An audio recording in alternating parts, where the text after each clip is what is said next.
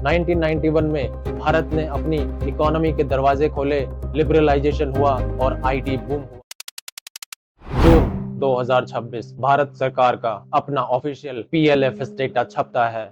India के youth का unemployment rate 16.2%। ये नंबर सिर्फ एक आंकड़ा नहीं है, ये आज के यूथ की सच्चाई है। और इससे भी ज्यादा डरावना एक और नंबर है। अजीम प्रेमजी यूनिवर्सिटी की state of working India 2026 report कहती है भारत के सिर्फ 7% मेल ग्रेजुएट्स को अपनी डिग्री पूरी करने के एक साल के अंदर एक परमानेंट सैलरीड जॉब मिलती है। बाकी 93% का क्या? कॉन्ट्रैक्ट वर्क, गिग जॉब्स या फिर घर बैठे एक और कॉम्पिटिटिव एग्जाम की तैयारी।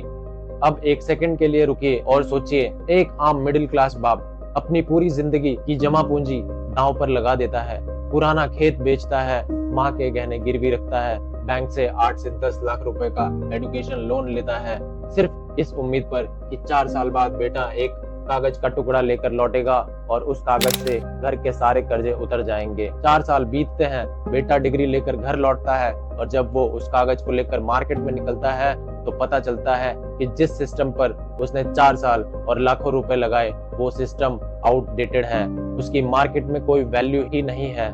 ये सिर्फ एक स्टूडेंट की कहानी नहीं है, ये करोड़ों घरों की कहानी है। और सबसे बड़ा सवाल ये है, क्या ये सिस्टम गलती से टूटा है या इसे शुरू से ही ऐसा बनाया गया था? थोड़ा पीछे चलते हैं 1947 में, जब अंग्रेज देश को छोड़कर गए, भारत की नेशनल लिटरेसी सिर्फ 15 से 18% थी।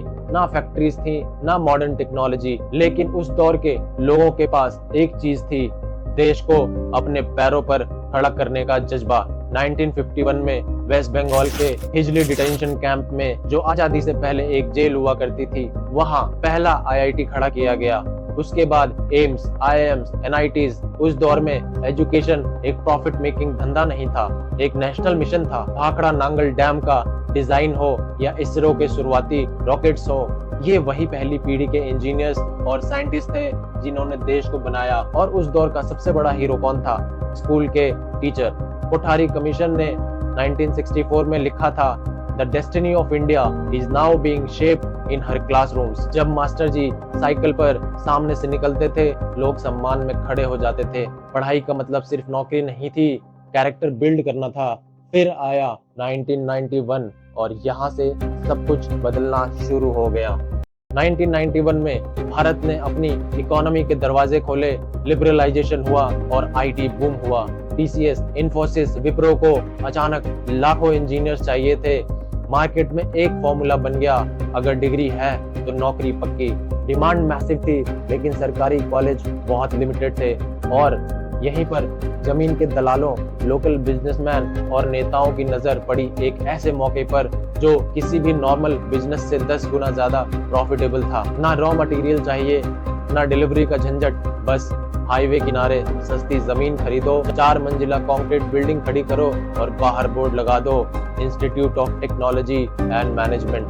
न्यूज़पेपर में फुल पेज एड्स छपने लगे, 100% placement, wifi campus, international collaborations. अंदर की सच्चाई ये थी कि लैब्स में 1980s के पुराने ऑसिलोस्कोप रखे थे और जो कभी चलते ही नहीं थे। इंस्पेक्शन के दिन रेंटेड इक्विपमेंट्स, रेंटेड फैकल्टी बिठाकर अप्रूवल ले ली जाती थी। यानी डिग्री अब एजुकेशन नहीं रही, ये एक एक्सट्रैक्शन मॉडल बन चुकी थी। एक ऐसा सिस्टम जिसे बनाया ही इसलिए गया था कि हर साल लाखों स्टूडेंट्स लोन लेकर अंदर आए और 4 साल बाद खाली हाथ लेकर बाहर निकले। फिर भी उन्हें लगता रहे कि गलती उनकी थी, सिस्टम की नहीं। प्रॉफिट बढ़ाने के लिए सबसे पहला कॉस्ट जो कट हुआ वो था फैकल्टी पर। जो स्टूडेंट खुद उसी कॉलेज से बड़ी मुश्किल से पास हुआ करता था, उसे अगले साल 12 से 15 हजार की सैलरी पर लेक्चरर बनाकर क्लासरूम में खड़ा कर दिया गया। ग्राउंड रियलिटी देखिए, एक गिग वर्कर महीने के 25 से 30 हजार रुपए कमा लेता है और देश के फ्यूचर इंजीनियर्स को पढ़ाने वाले लेक्चरर को सिर्फ 15 हजार मिलते हैं। जिस टीचर को खुद अगले महीने की रेंट की चिंता हो, वो स्टूडेंट्स को क्रिटिकल थिंकिंग कैसे सिखाएगा? दूसरी तरफ आउटडेटेड सिलेबस, बाहर इंडस्ट्री में generative AI, cloud engineering, cyber security की बातें हो रही हैं और क्लासरूम के अंदर स्टूडेंट्स अभी भी उस पुराने टर्बो C++ के ब्लू स्क्रीन पर कोड लिख रहे हैं। प्रैक्टिकल प्रॉब्लम सॉल्विंग की जगह 200 पन्नों की प्रैक्टिकल फाइल्स हाथ से कॉपी करवाई जा रही है।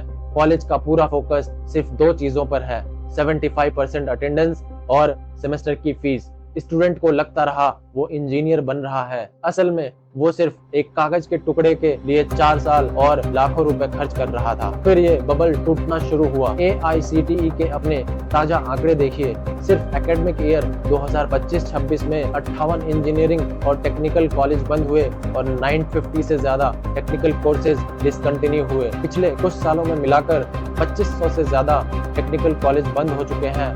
पूरे देश में लाखों इंजीनियरिंग सीट्स हर साल खाली जा रही हैं। अकेले कर्नाटक में तो एक साल में 30,000 से ज्यादा सीट्स को 3 राउंड काउंसलिंग के बाद भी कोई लेने वाला नहीं मिला। बड़ी बड़ी बिल्डिंग्स सुनसान हैं, कॉलेजेस धूल खा रहे हैं, इन्हें कहते हैं घोस्ट कॉलेजेस।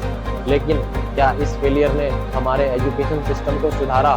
नहीं, इसने जन्म दिया एक नए दानव को, 60,000 करोड़ का कोचिंग नेक्सस। कोटा से लेकर दिल्ली तक डमी स्कूल और मेगा कोचिंग सेंटर्स खड़े हो गए। आज एक आम मिडिल क्लास परिवार 2 बार लुटता है, पहले कोचिंग इंस्टीट्यूट को लाखों रुपए एंट्रेंस क्लियर कराने के लिए देकर और फिर प्राइवेट कॉलेज को लाखों रुपए एक ऐसी डिग्री के लिए जिसकी मार्केट में कोई वैल्यू ही नहीं है। Double investment, zero guarantee. अब सुनिए वो नंबर्स जो अक्सर हेडलाइन नहीं बनते। इंडिया स्किल्स रिपोर्ट 2026 जो CII, AICTE और AIE के साथ मिलकर बनी है। ये रिपोर्ट कहती है कि देश की ओवरऑल एम्प्लॉयबिलिटी 56.35% पर पहुंच गई है। सुनने में अच्छा लगता है ना? लेकिन असली खेल इसके अंदर छुपा है।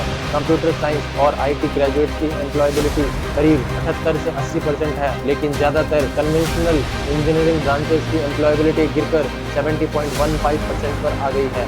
MBA ग्रेजुएट्स की एम्प्लॉयबिलिटी एक साल में 78% से गिरकर 72.76% पर आ गई और ITI पॉलिटेक्निक जैसे कोर्सेज की एम्प्लॉयबिलिटी सिर्फ 32 से 46% के बीच है। मतलब साफ है, मार्केट अब डिग्री को बराबर नहीं देखती। मार्केट सिर्फ स्पेसिफिक इंडस्ट्री अलाइंड स्किल्स को वैल्यू देती है, ना कि आपके कॉलेज के नाम को। और एम्प्लॉयमेंट की तरफ देखें, जून 2026 का सरकारी PLSS डेटा कहता है अर्बन यूथ अनएम्प्लॉयमेंट 18.2% पहुंच चुकी है। युवा महिलाओं में ये आंकड़ा 21% के पार है और ग्रेजुएट यूथ अनएम्प्लॉयमेंट यानी सिर्फ उन लोगों की जो 25 साल से कम उम्र के ग्रेजुएट हैं, करीब 39% है। इसका मतलब सीधा है, डिग्री होना अब नौकरी की गारंटी नहीं है। डिग्री सिर्फ एक एंट्री टिकट है और वो टिकट भी तभी काम करता है जब उसके पीछे असली स्किल हो। हमने एक ऐसी पीढ़ी खड़ी कर दी है जिसके हाथ में डिग्री का ठप्पा तो है, लेकिन इंडस्ट्री के हिसाब से असली प्रॉब्लम सॉल्विंग स्किल्स नहीं है। अगर भारत को सच में आगे बढ़ना है तो सिर्फ डिग्री वाली भीड़ से बाहर निकलना होगा। यूनिवर्सिटीज को रियल इनोवेशन सेंटर बनाना होगा, सिलेबस को हर साल अपडेट करना होगा और टीचर्स को उनकी मेहनत के मुताबिक इज्जत और सैलरी देनी होगी।